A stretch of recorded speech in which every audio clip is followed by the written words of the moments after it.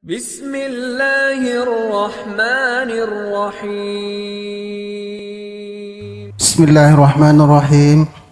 Yang kami hormati Abah Guru, yang kami muliakan, yang kami cintai, dan para jamaah sekalian yang dirahmati Allah Subhanahu wa taala. Assalamualaikum warahmatullahi wabarakatuh.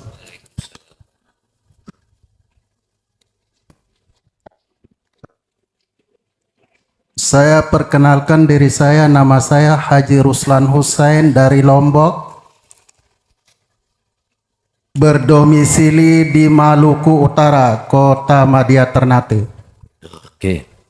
Pertanyaannya, Bismillahirrahmanirrahim. Man nazara syai'an ma yarallahu fihi ka nazarahu batilan. Barang siapa melihat segala sesuatu kemudian tidak melihat Allah di dalamnya, maka penglihatannya batal atau sia-sia. Dan pertanyaan yang kedua, Allah mengatakan, akulah Allah, Allah pun aku, dan Muhammad adalah diriku dan melihat diriku.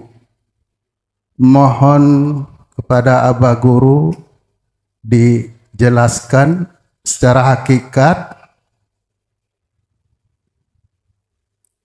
Demikian dua pertanyaan. Mohon maaf atas segala kekurangan. Wabillahi taufiq wal hidayah. Wassalamualaikum warahmatullahi wabarakatuh. Waalaikumsalam warahmatullahi wabarakatuh. Barang siapa yang tidak bisa memandang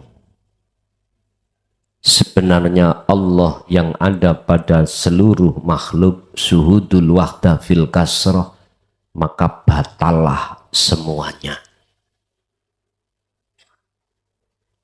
Ini sebetulnya ada kaitannya dengan amaliyah yang hatinya itu tidak mingkol bin zahidin, akan tetapi mingkol bin rohibin. Atau di dalam surah Al-An'am 79, tidak ini wajah tu wajia, tetapi menghadapnya hati itu terhadap lillahi ma fis samawati wal ard, menghadap sifatnya. Sifatnya adalah kekuasaan berupa wujudnya langit dan bumi. Saya tegaskan, sholat yang seperti ini, Pak, masih Anda mengatakan insya Allah diterima karena syarat rukun sholat tercukupi. Sampai ini kayak biyen dibujui gak ngandel. Kok bisa saya mengatakan itu? Tanya pada yang bermakola, adakah hukum kepastian dirinya diterima? Ora iso Pak ngomong, mbuh yo. Mesti gitu. Masa sih hukum itu adik bahasa embuh? Aku yo gak ngerti. Nggih, mohon maaf, saya itu ngeritik supaya jenengan iki dandani atimu supaya lakune amalia itu betul-betul di mata Allah itu benar dalam penyembahannya. Gitu loh. Boten terus kula nih nyalah orang pun salah paham sampean.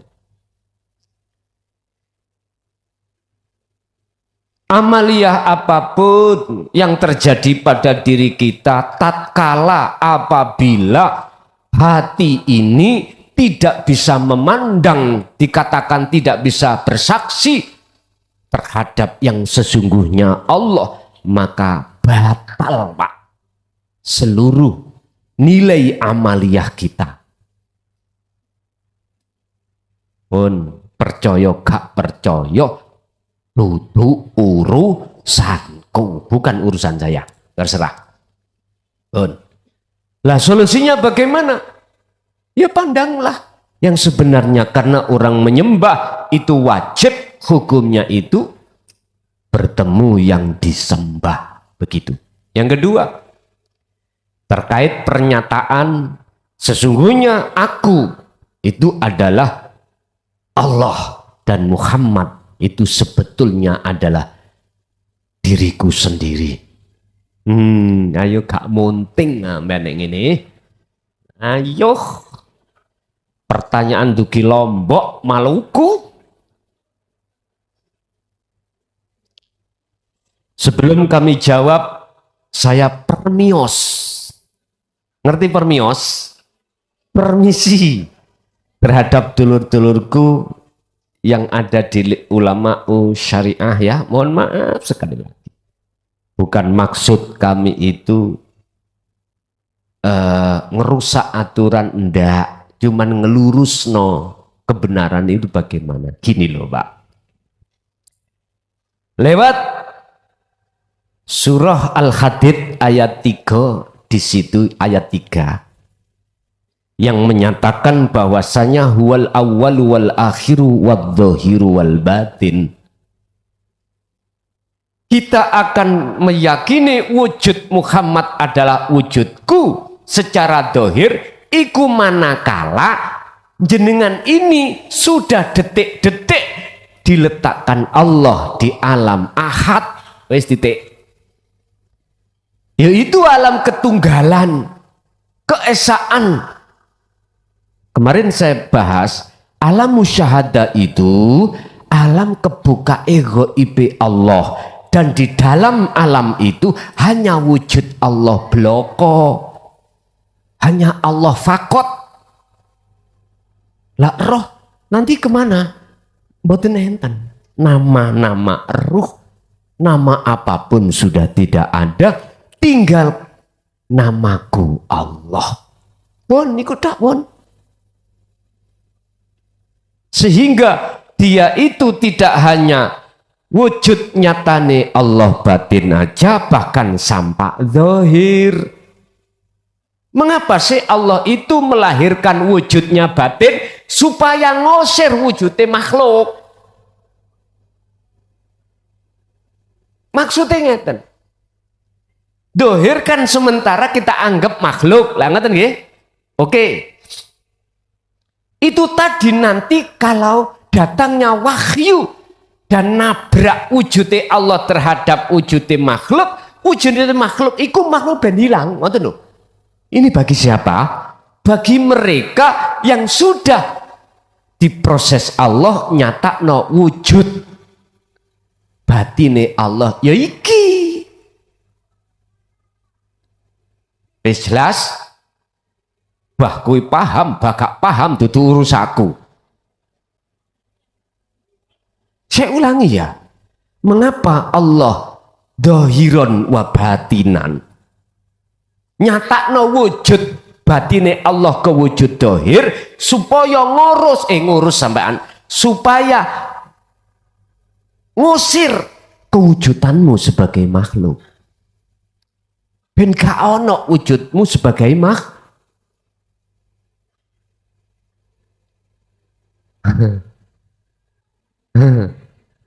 Sik ngeluh. Waduh.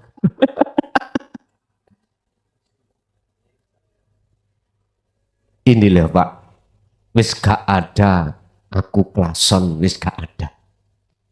Aku unde-unde ya wis gak ada.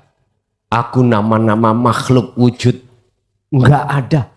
Tinggal nama aku Allah. Yun sewu. Ini jikalau kasaf sampai buka seluruh wujudnya makhluk ini ngomong aku Allah, berzikir seperti itu. Bahkan di dalam Al-Quran juga Allah terangkan bahwasanya gunung-gunung podo bertasbih, sama bertasbih, tumbuh-tumbuhan sama bertasbih. Ya itu nanti karepnya di situ.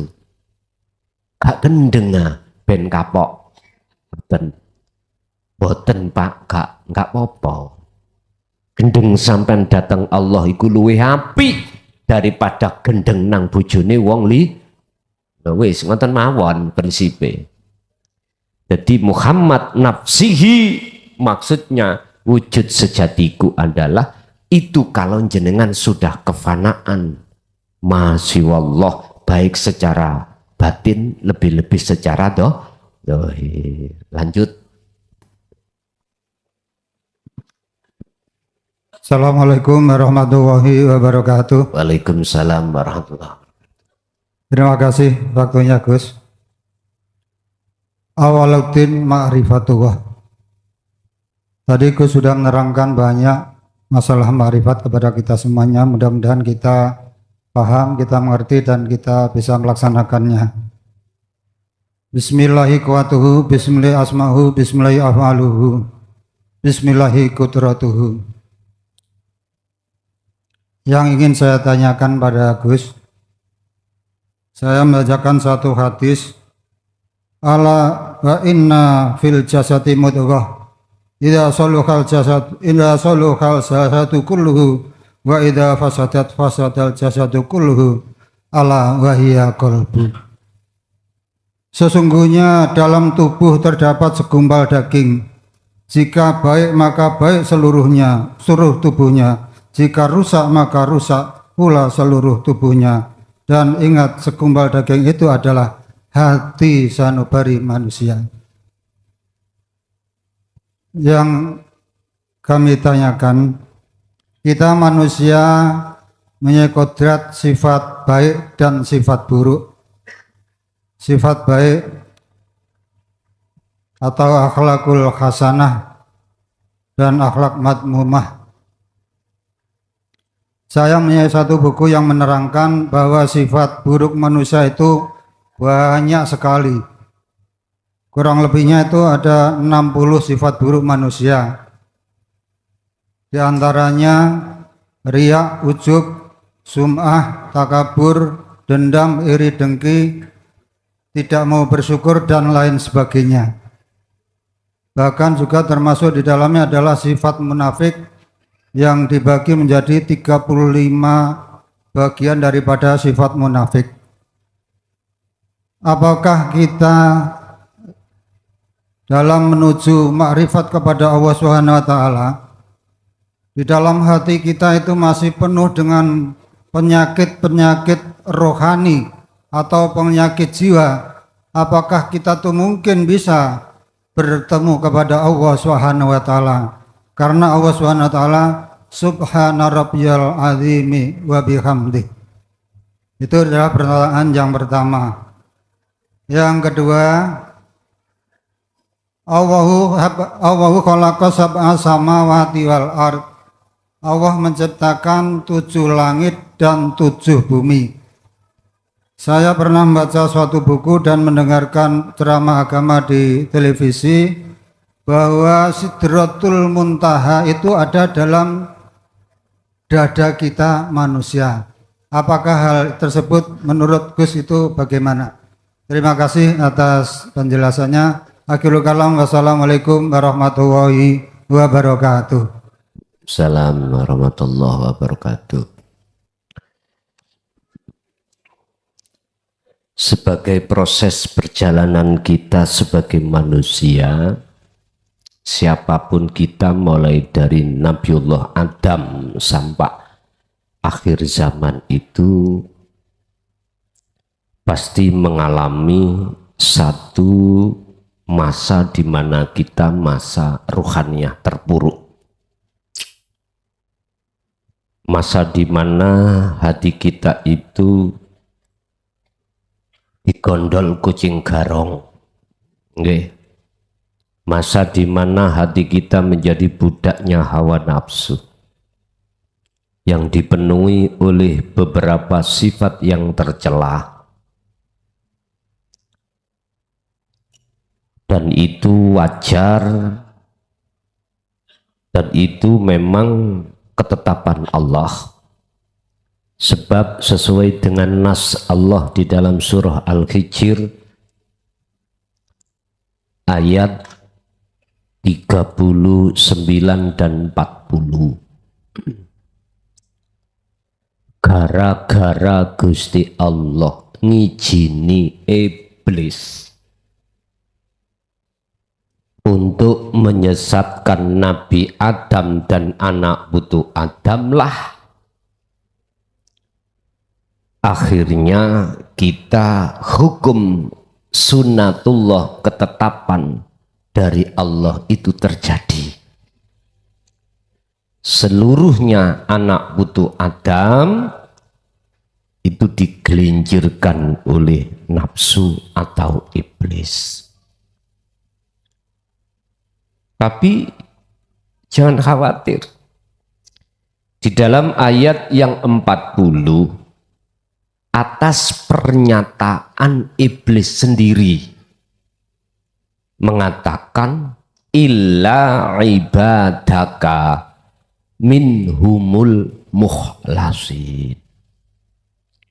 Seluruhnya ya Allah tak gelincirkan manusia ini di dalam hubus syahwah. Tapi ada satu, illa ibadaka, kecuali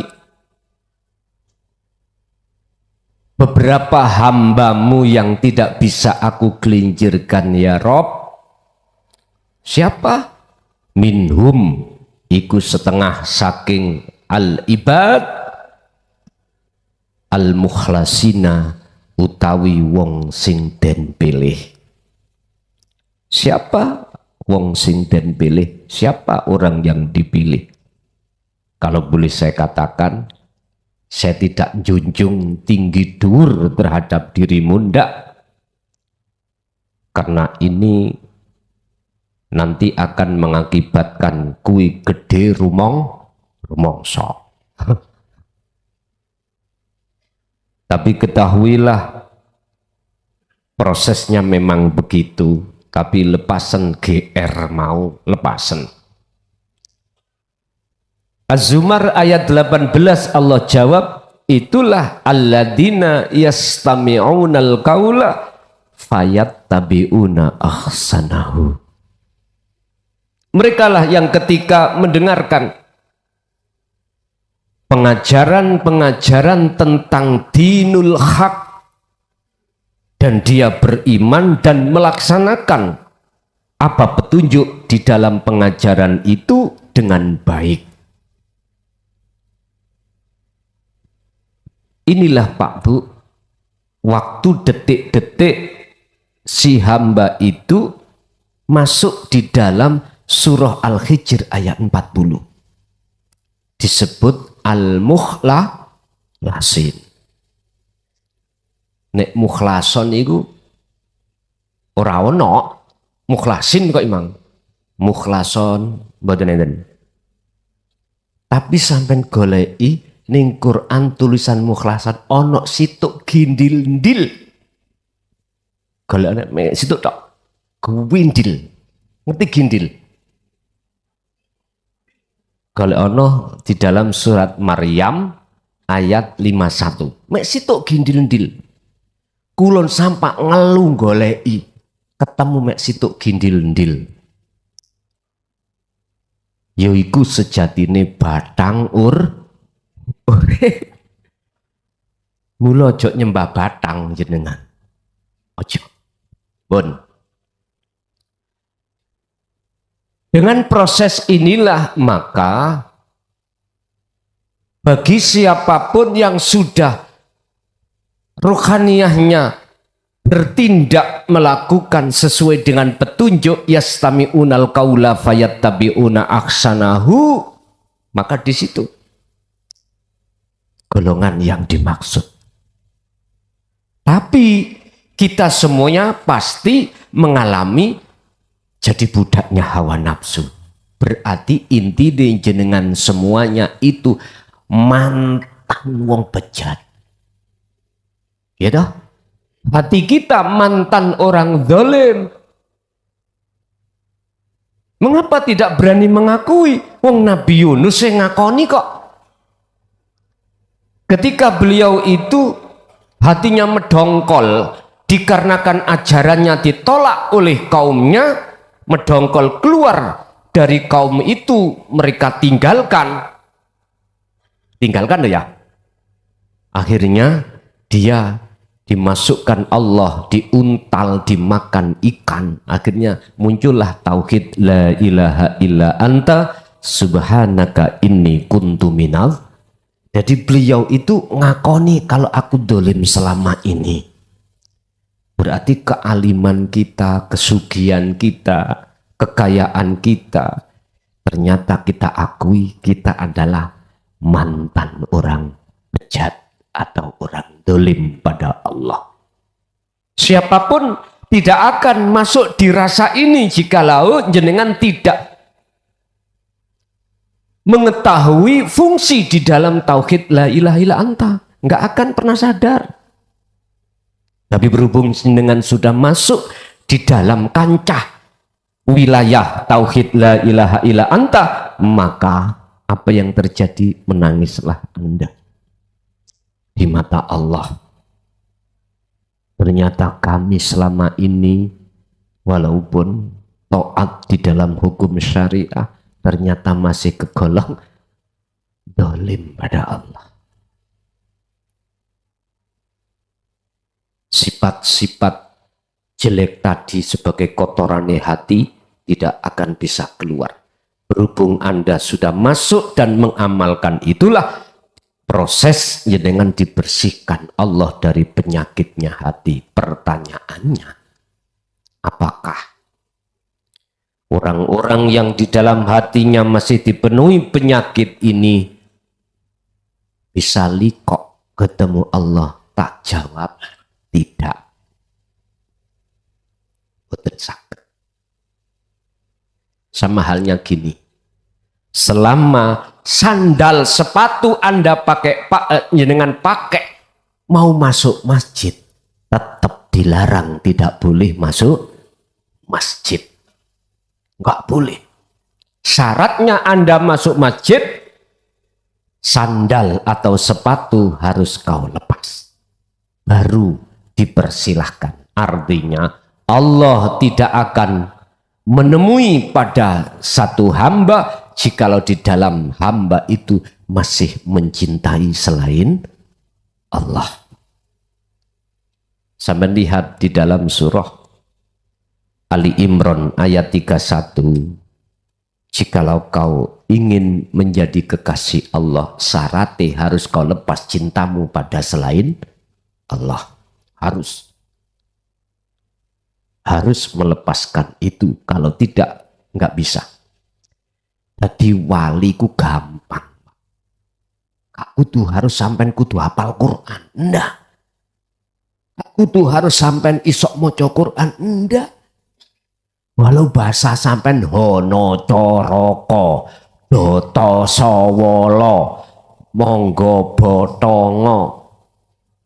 Misalnya, walaupun bahasa sampean iku cuman ngerti nih bahasa Inggris, walaupun ngerti nih bahasa Cina, bahasa Madura, bahasa Bugis, bahasa Dayak, kok gak iso bahasa Arab, orang ngerti bahasa hadis, hukum-hukum. Nek dadi pingin dadi wali kekasih Allah, iku gak butuh iku. Kan ada yang ngomongin tadi, jikalau kau masuk hakikat jangan coba-coba kalau syariat kamu tidak kuat. Lah ngoten dah. Kuwi lho tak takoni syariat iku sing kepriben. Ora paham. Syariat iku apa sih? Kudu paham. Yes, pengakuan makhluk kabeh iki lho Pak, syariat iku kabeh kulit.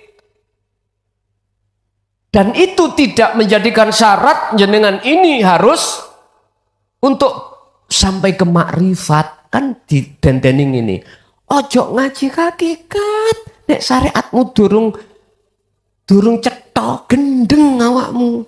Lah ngoten nggih. Niku framing fatwa yang kurang ajar. Nek menurut kula lho ya. Saiki lho sampai umure piro wis. Ayo. Terus aku takok, cukup syariat itu sak endi? Ayo. Ora iso jawab, Pak. Apakah cukup syariat sampean paling tidak harus tahu dan melafatkan dengan fasih Quran itu? Terus kita harus tahu ini, mboten saged jawab. Mengapa gak iso jawab? Sebab sampean ngucek terus wonten hukum syariat. Dulur, saya tidak mengurangi rasa hormat kami terhadap panjenengan. Ning dunya iki jenengan kali kula iku mung sakedhepe netra. Laksana mampir ngombe. Wis kok pikir rohaniahmu balik nang Gusti Allah. Wis iku tok mawon, aku gak titip apa-apa. Wis kok pikir. Kapan jatuhnya kematian pada diri kita? Kapan? Kok berani-beraninya kita menuduh orang dan melarang wa yasudduna an sabilillah, melarang seseorang untuk hatinya berjalan mendekat pada Allah lewat jalur la ilaha illa anta. Nyuwun sewu.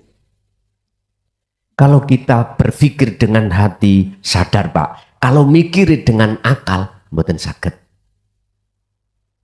Terus saya sampai kali kula mentingno pribadi ataupun golongan. Lihat apa sebab kaum Khawarij itu membunuh terhadap Sayyidina Ali, Hasan Husain, bahkan putune Sayyidina Ali. Mek situ karena tidak mau menerima tentang tasawuf ini. Dianggapnya ajaran tasawuf adalah ajaran yang mengkat zaman ini. Artinya apa? Mendadati kemajuan zaman. Boten terima. Akhirnya kubu itu menuduh beliau-beliau yang meneruskan estafetnya Rasulullah. Ngapunten Kang Kadah. Sakit hati dan merencanakan untuk dibunuh. Lu memang begitu, Pak. Makanya sejak beliau yang terkenal dengan tragedi Karbala itu sampai 2014 kemarin, 14 abad, 1400 tahun, ajaran ini kan terkesan ditutupi. Pak berani, Pak. Memang begitu. Lah sakniki wis Allah nyatakan kewujudan Allah di dalam dohirnya, ya udah. Bloko suto sudah. Sing trimo ya monggo, gak ya gak paten. Jarene Pak Harto lak ngono ah. Ora dadi presiden ya ora paten. Ya sudah. Tapi ingat, kalau Gusti Allah sudah menyatakan wujud batin di dohirnya ini, wis pol-polan, umat ini kok masih tetap bersih kekeh, ingkar. Jatuhnya kapan? Itu pasti Gusti Allah ngutus utusannya berbentuk malaikat. Nek wis sing diutus, kalau sudah yang diutus adalah dari unsur malaikat, itu sudah tidak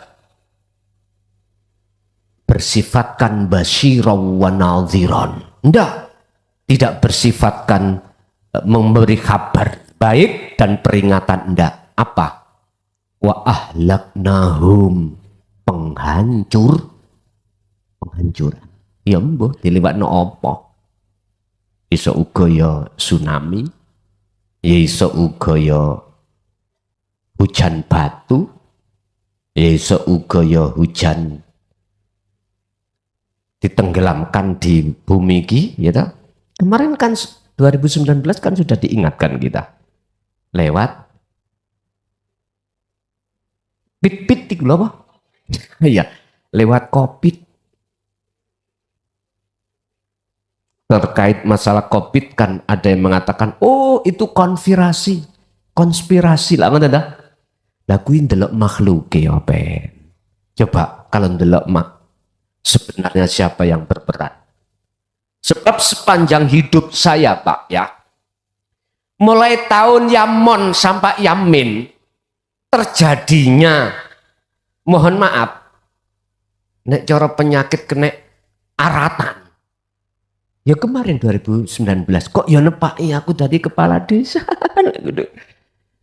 Ini gue nak ngarep dewe, ya Allah. Nyun sewu Pak. Baru kali ini saya mengalami bahwasanya tong innalillahi, tong innalillahi, tong innalillahi. Cara Pak Mudin kula niku Masya Allah proyeke gede ngoten. Lah sing ono ngarep dituntut kepala desa. Cara wong sing kena dhisik ya kudu kepala desa. Wis awak dhewe serah ae matek karepmu, gak matek karepmu. Yes, mbah wis. Sebetulnya Pak, kok aku gelem cerita, kula ya kena asline. Tapi kula gak wani cerita. Gak wani cerita nang istri, nang anak, ndak. Tak rasakno dhewe awake kok mreteli. Mangan sak mangan, kopi lho gak rasa kopi belas. Lho nggih, iku paling gak sampak 7 dino. Gusti, nek panten mungguh sampean apik, kula matek saiki ndang patenono. Penak keluarga kula oleh dana kopi. Lho, mek ngoten tok. Lah kok diterusno, oh akmu kepala desane sik durung suwe, jare ngoten. Ya ampun. Akhirnya lolos nggih. Makane awal kula rokokan herbal niku cara syariat ya mulai Covid niku, Pak. Kanca-kanca nggih ngomong, "Lah iya Gus iku lho, kok ora patek maskeran lapo?" Lu gak ngerti aku rokok herbal. Ini bahasa sarengat ya toh? Sarengat. Tapi tetap kita harus memasukkan hakikatnya itu bagaimana. Jadi nggak akan pernah kita itu akan bisa bertemu Allah manakala hati ini masih ada penyakit sekecil apapun. Nggak bisa Pak. Karena memang itu hukum. Allah itu tidak akan pernah mau kau duakan. Nggak akan pernah mau.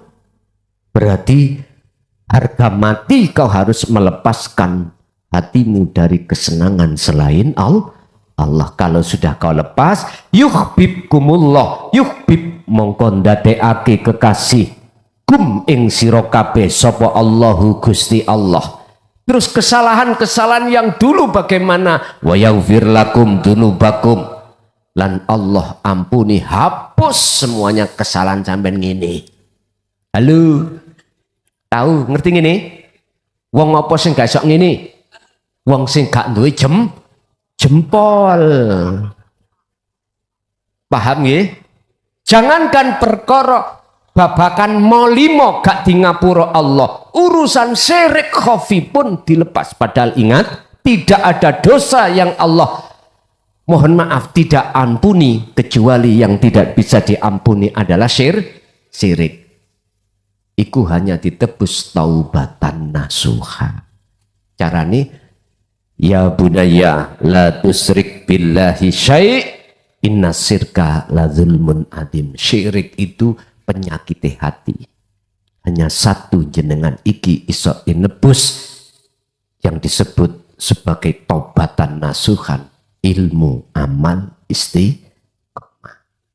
Yang kedua, di dalam tubuh kita sesuai hadis, dan hadis ini dinukil oleh Imam Ghazali dalam kitab Ihya, Pak.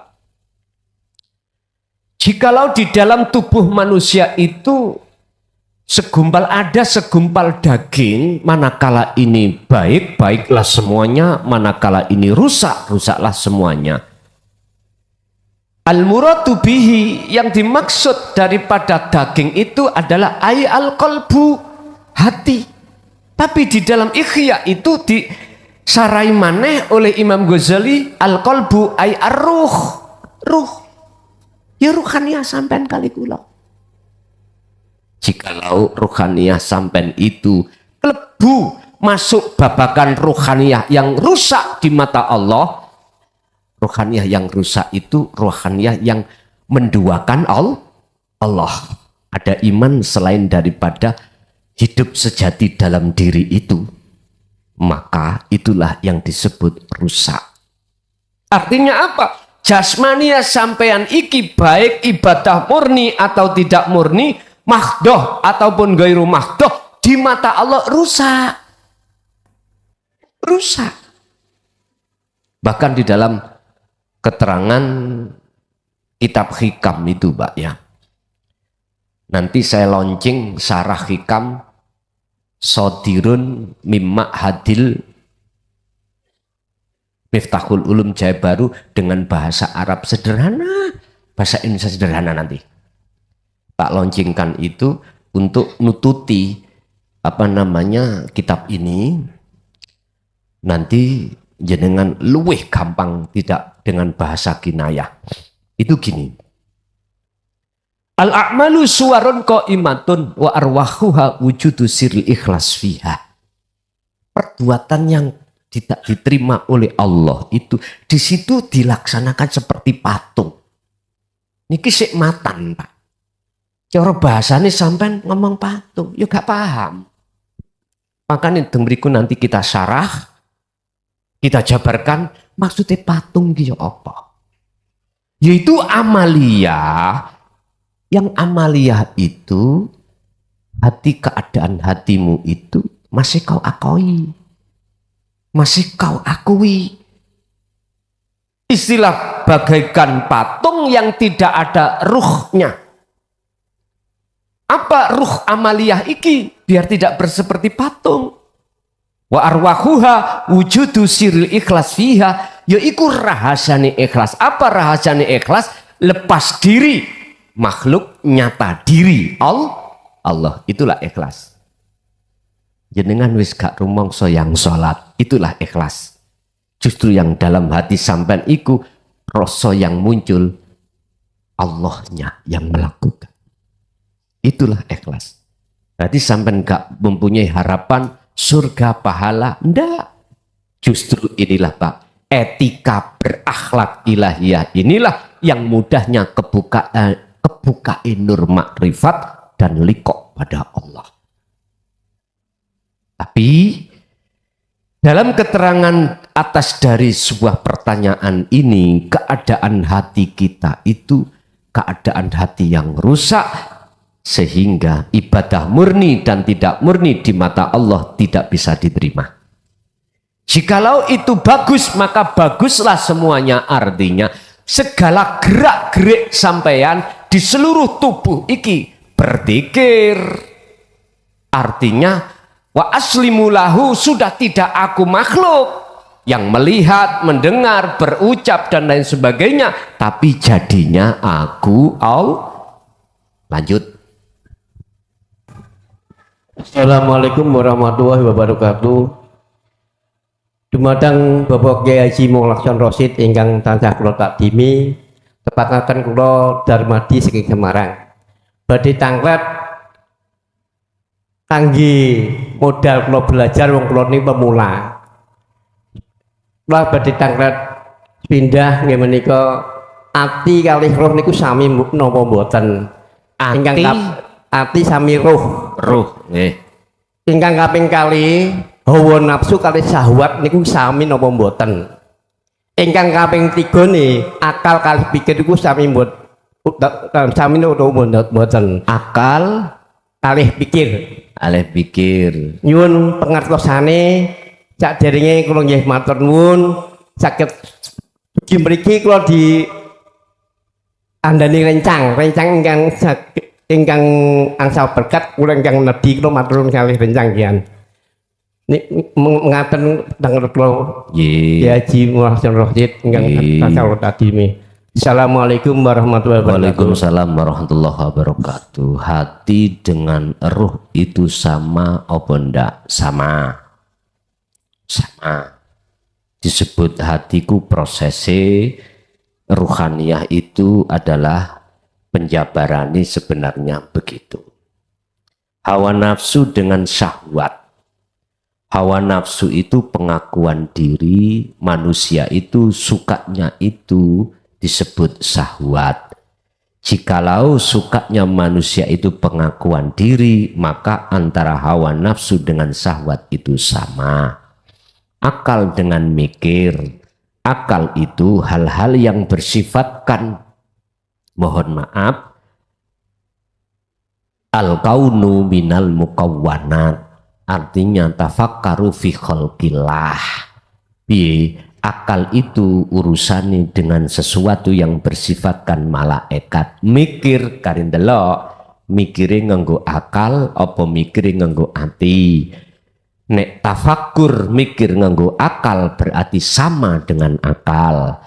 Nek mikir rangen-rangen mungguhe ati berarti ikulah namanya proses njenengan iku tercebur di dalam pangrasa nuju ketemu urip.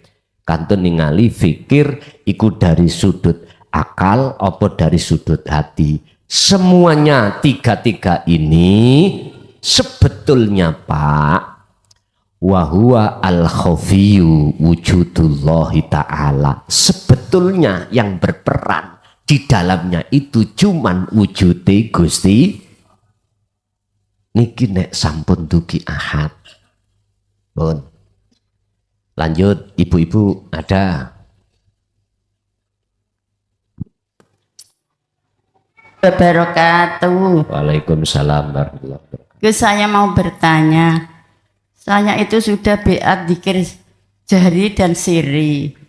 Ngendikanipun Gus Mukhlason itu masih syariat atau masih manggil nama Allah, atau belum bertemu yang punya nama. Lah kemarin saya ikut biat di sini sama Gus Mukhlason. Kata Gus Mukhlason langsung disambungkan sama Gusti Allah. Lah setelah itu saya rasakan kalau sholat itu kayak melihat saya diri sendiri, Gus. Lah rasanya itu adem, tenang. Lah niku dos pundi, Gus? Kaping kalih. Dalam hati saya itu semua gerakan itu dari Gusti Allah. Apa-apa dari Gusti Allah. Saya tidak bisa apa-apa kecuali dari Allah. Apa itu sudah termasuk zikir sirul asrol, Gus? Sekian, wassalamualaikum warahmatullahi wabarakatuh. Waalaikumsalam warahmatullahi wabarakatuh. Ketika saat hati seseorang sudah menjalankan fungsi dzikir sirul asr, maka mesti hati ini damai. Hati ini terasa anyes. Dan itu sudah betul. Dan endingnya pasti akan mengatakan dalam hati sebuah iman bahwasanya kullu jam'in, semua persoalan apapun itu datangnya dari Allah. Betul Bu, sudah betul. Jenengan ngelintir mawon, nanti jenengan akan hilang sendiri keakuan jenengan, makhluk di dalam hati, akhirnya muncul akunya Allah. Ini terus seperti itu. Pun, ada lagi. Ibu sampun. Pun, niki kantun setunggal nek ngoten songko kertas niki tidak menyebutkan nama. Rapopo. Nun sewu, izin bertanya sehubungan dengan materi kemarin tentang Nabi Adam yang tergoda oleh rayuan iblis sehingga memakan buah khuldi. Sesungguhnya iblis itu ada di dalam diri kita atau di luar diri kita? Itu pertanyaan Pak. Karena kalau di syariat mengatakan di luar diri kita, terus bagaimana dalam pandangan hakikat? Apakah iblis itu ada di luar ataukah di dalam? Bapak Ibu, dari pertanyaan yang pertama ini saya jawab, siapa sih iblis itu? miturut kisah asale kan penasehat malaikat yang disebut Azazil. Lah gitu dah. Alime makhluk sing paling alim. Taate makhluk yang paling taat. Gegara. Gusti Allah nyiptakno pesaing. Tahu pesaing? Dikatakan monggo iblis ngomong pesaing iku. Akhirnya atine mangkel. Sehingga Allah mengutus si Ajajil itu dan seluruh malaikat, wa idh qala lil malaikati isjudu li adamu fasajadu illa iblis ay Azazil. Azazil yang enggak mau. Karena aba wastakbar wa kana minal kafirin. Karena di dalam hati iblis atau di dalam diri Azazil itu merasa lebih baik daripada Adam. Ini persoalannya. Jenengan kok misalkan mempunyai keahlian apapun, kok ya Gusti Allah ngutus keahlian yang sama dengan jenengan, bahkan lebih tinggi daripada jenengan, kok mangkel, berarti kita itu iblis.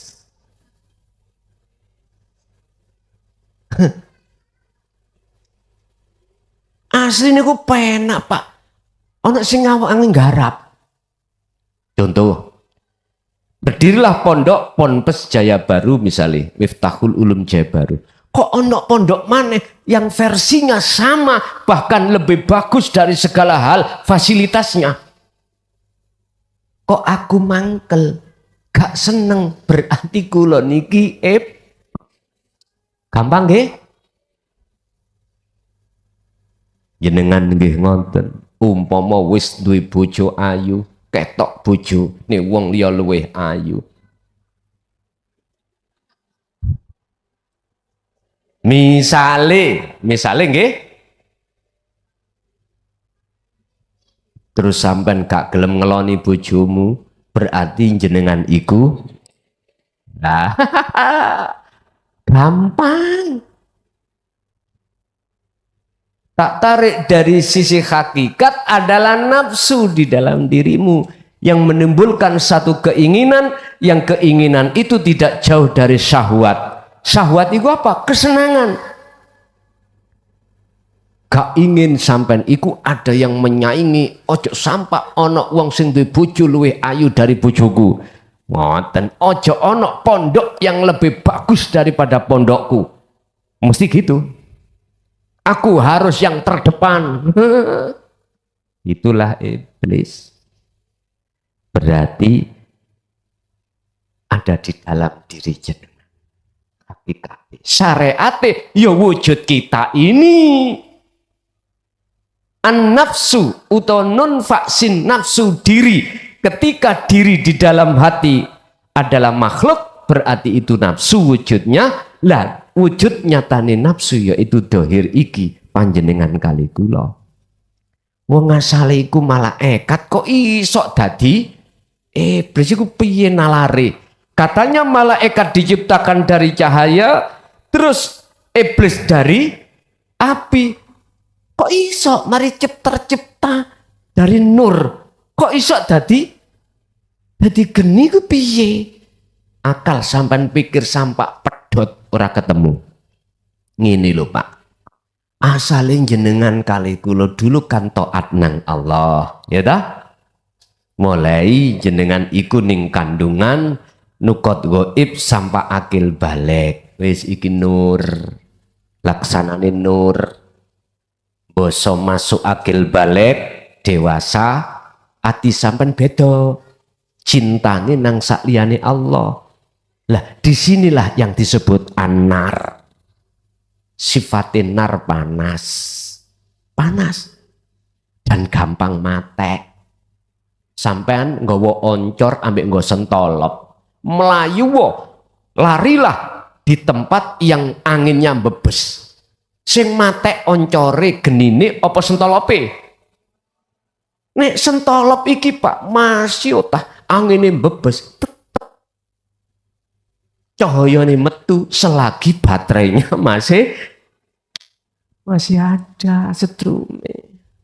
Makanya sampai niku dikongkon dikron kathiron ben baterai jenengan iki cas-casane ku kebek terus dikira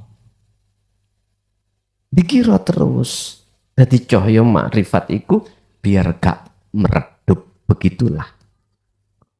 Nah, berarti wujud sejatine nafsu atau iblis ya di dalam diri Anda sendiri, manakala di dalam diri muncul taholi keakuan diri makhluk. Pun. Nomor 2, ketika kita bersitegang, beristighfar, memohon ampun, ini kan seakan-akan masih ada 2 antara hamba dan Gusti benar. Berarti bagaimana supaya keahadiyah dalam beristighfar ini tidak menjadi 2? Inilah Pak yang kusebut sebagai perilaku tajalli. Silahkan dohirmu, syariatmu berdoa, tapi hatimu harus bertajalli. Dan inilah dunia bagi orang lain, tapi dirimu sudah di akhirat. Carane ya mlebu ning akhirat iku lepasen alam dunya. Itulah yang kusebut sebagai tindakan tajalli. Al-Fatihah. Alhamdulillah telah kita simak bersama-sama kajian dari Gus Mukhlason Rosid, pengasuh Pondok Pesantren Miftahul Ulum Jaya Baru, yang tepatnya berada di Dusun Gelonggongan, Desa Sumbertebu, Kecamatan Bangsal, Kabupaten Mojokerto, Jawa Timur. Kajian-kajian dari beliau fokus pada ilmu tauhid dan tasawuf. Semoga kajian-kajian dari beliau bisa bermanfaat dan membawa keberkahan kepada kita semuanya di dunia dan akhirat. Amin amin ya rabbal alamin. Akhirul kalam, wassalamualaikum warahmatullahi wabarakatuh.